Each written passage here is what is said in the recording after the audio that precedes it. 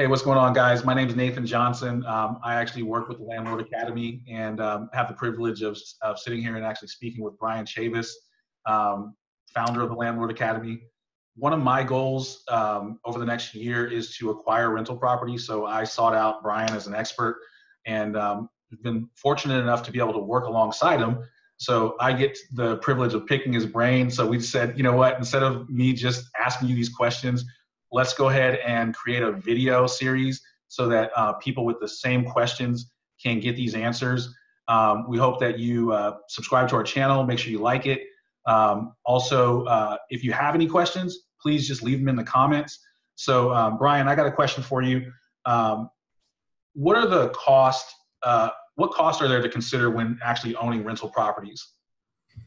Yeah, that's a good question. And it really depends on the size of property. So, let's talk about, from most of the viewers and most of the readers out there that are searching content are probably looking at duplexes and quads and smaller units. Let's just start under 5. Obviously your major costs are going to be your taxes and insurance, and then your operating costs. And when you're building out your expense load, for properties like duplexes and quads, of course you'll walk the units, your 2-bedroom, 2-bath, you'll walk those units and get an idea and create a budget. And your budget will typically be for a year. Typically monthly, it'll be usually anywhere between $400 to $1,000, annually for those, maintenance and repair wise for those units, depending on, after you've walked them, the condition of the units and the age. The location plays a lot, depending on what part of the country you're in.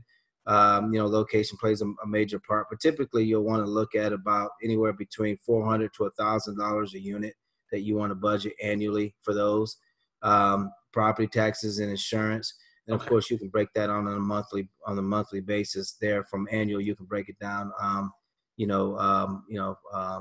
to a monthly operating, budget as well. But the major expenses are going to be your property taxes, your insurance, your maintenance and repair costs, utilities, and then really those are your major major expenditures. If you have a CapEx budget, depending on again the project, if you're going to do a major rehab, then you want to also factor that in as well, as you're building your model and doing your underwriting. Excellent. And so are there any additional, so you're saying it's not, you're not necessarily looking at it like an ATM at the beginning. This is something that you are going to have to put some money into. Yeah. And don't get me wrong, you can buy some of those ATM machines, but when you're buying an ATM machine, people have to understand you're going to be paying a premium for it. So if you're buying something that's already stabilized, you're spending more money. You'll see a lower cap rate. Right. Typically, if you've got to go in and do some work, then and there's some risk involved. Typically, you'll see the higher cash on cash returns. The rewards will be higher, but the risk is greater. So you'll see a lower cap rate. You'll see a higher cap rate for properties like that. So, of course you can buy an ATM machine, but of course, again, if it's already on day one, if you walk into it and it's already stabilized, I'm sure you've already paid a premium for that, i.e. a lower cap rate. If you paid a lower cap rate, then essentially you probably, could expect lower returns, anywhere between, 4 to 7%, cash on cash returns. You've probably had anywhere between, depending on what kind of core market you're in, anywhere between a 2 to 5 cap rate, depending on where you are and what you're, what market you're in, as far as, when we're talking about core markets, LA, New York, you're looking at anywhere, anywhere between 3 to 4,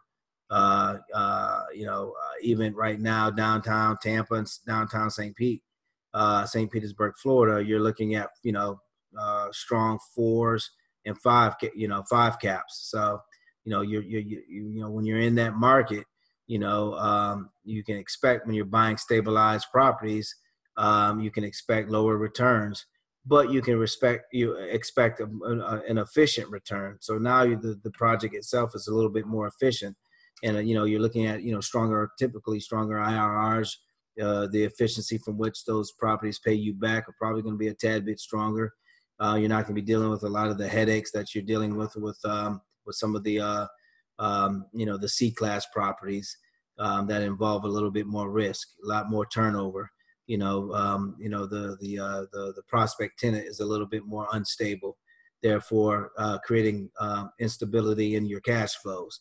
And when you're creating instability in cash flows, you ultimately are having erosion in value. Right. So, yeah. Do you consider that part of operating expense? So say someone like myself, I grab a C-class property. Am I going to be factoring in that turnover? Yeah. Okay.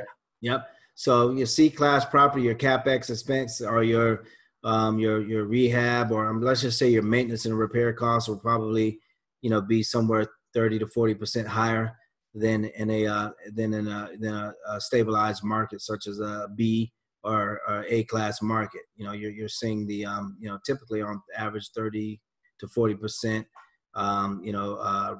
higher repair and maintenance costs when you're going into those projects. That's why you really got to be sharp when you're underwriting those deals. You really have to be sharpen your pencil when underwriting deals, C-class properties, because it's that unknown phantom punch that you can take on a monthly basis to your net operating income that can cause some problems. If I'm looking to, if I have a property and I'm looking to, put the numbers together, is there anything that you offer that can help? Yeah, I mean, we have modeling software. A lot of it, I don't know, is software that I use, but we have courses and training that teaches you how to use, whatever model you so choose, or Excel spreadsheet you so choose to use for your underwriting model.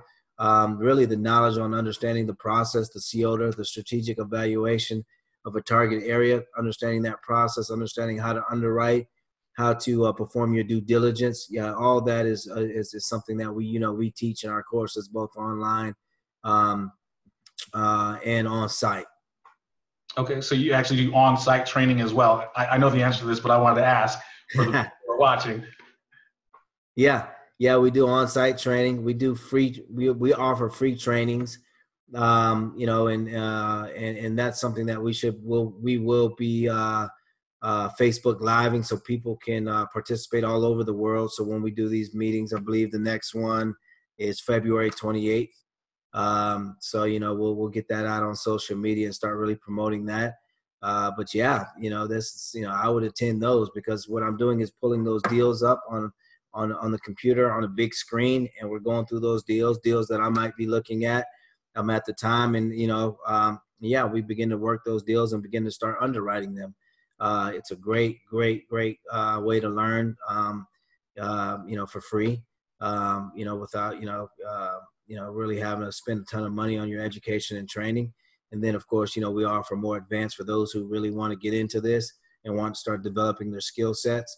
Because for me, I'm a strong advocate in believing that it doesn't take money to own apartment complexes. You can also utilize your skill sets to take ownership, like what I did. Right. You know what I mean? So you can leverage skill sets versus money. So money is everywhere. There's tons of investors that are looking for individuals that have the skill sets. So if you're lacking the financial wherewithal or the financial ability to raise capital for some of these larger apartment projects, then be the general partner, raise the money, and bring your skill sets to the table. Use that as the leverage. So that's what a lot of people do with syndications nowadays. Those are pretty common for investors to try to create syndications, and to create syndications to participate in larger deals. Just understand that the syndicator themselves, the general partner, typically, really needs to have a certain set of skills, because they're the ones that are going to be liable for the day-to-day operations. So, that individual is going to want to have some really strong skill sets at the operational and the asset management level, and the ability to underwrite these deals. Right. Okay. So essentially you can bring your skills as a property manager, investor to the table and attract other people to invest in these deals. Mm-hmm. And so, like you said, you got to make sure you have a strong skill set. So It's not just, let's just get excited and find people with money. Yeah. Uh, So yeah, I guess the other end of the spectrum would be, let's just say if you wholesale deals or you found flipping houses. I mean, to flip a house, you're like a day trader. You find something low, you sell something high. You buy right. it low, sell it high. You make the spread. Doesn't take a lot of skill to day trade. At the end of the day, it doesn't take a lot of skill. And I'm not knocking any flippers or anything out there, but I'm sure everyone already knows this. I'm not saying anything people don't already know. Right. It doesn't take a lot of skill sets. Now it does take project management and the ability to flip these units, but the skill sets that I'm referring that are going to pay you millions of dollars as a promoter or a syndicator, these skill sets are a little bit more, they require a little bit more study. You're going to have to learn how to underwrite projects, and you're going to have to learn how to, you're going to have to learn the definitions of cap rates, cash on cash returns, internal rate of returns, net present value, discount rates. You're going to have to understand, what it takes to operate a multifamily property from the ground up, from boots on the ground. You're going to have to understand what are the fundamentals of owning and operating a property management company. You know what I mean? In order to be a successful syndicator, these are the skill sets one has to know. And at the end of the day, those are the skill sets that we teach. Excellent. And I can definitely vouch for that. I get to see all the messages and emails and text messages that come through, and actually see the success stories. And, once again, Bryan, thank you so much for answering these questions. Just a huge wealth of knowledge. Make sure you visit our website, bryanchavis.com. You can also check out the Landlord Academy. Make sure to like and subscribe to this video. Yeah. And also just keep coming back for more. Ask your questions in the comments below. And we look forward to seeing you soon. Thanks, Bryan. Thanks, Nate. Appreciate you. Absolutely.